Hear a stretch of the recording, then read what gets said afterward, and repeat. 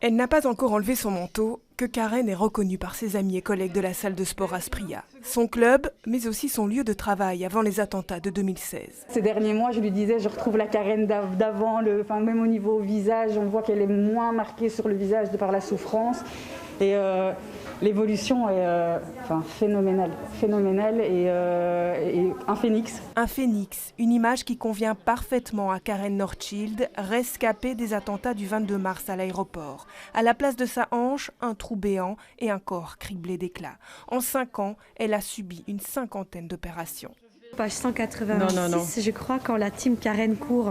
Une histoire qu'elle raconte aujourd'hui dans un livre, ses amis le découvrent. Il y a un chapitre qui s'appelle la team Karen et ce sont donc justement des coureurs, des membres du club qui ont participé à l'événement et qui m'ont poussé dans un buggy.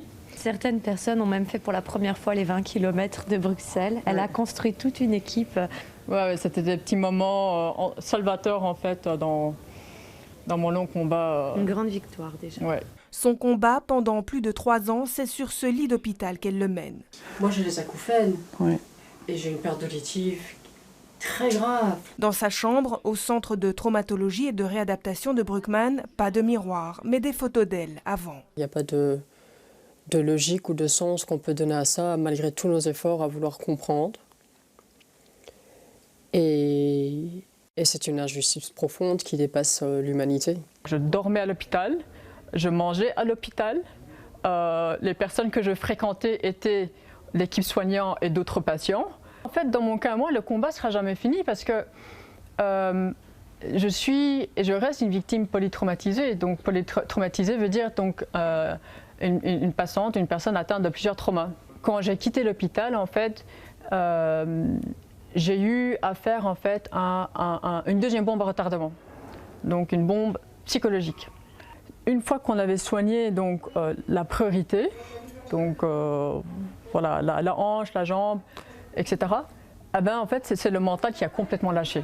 Maintenant, depuis que j'ai quitté l'hôpital, ça va faire à peu près 1 an et demi, je soigne mon mental.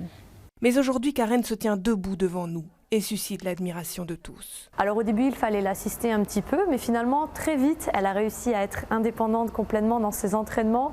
Et même après, c'est elle qui nous a entraînés derrière et qui nous a fait souffrir. Mais je dois apprendre en fait à accepter le corps, à accepter que le rêve, tant professionnel que mon rêve aussi physique, a été brisé et anéanti.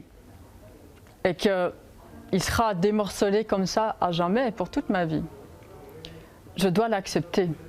Et en soi, ça c'est une revalidation quotidienne. Dans le souffle de la bombe, elle nous livre une infime partie de sa souffrance, car Karen désire plus que tout partager son espoir.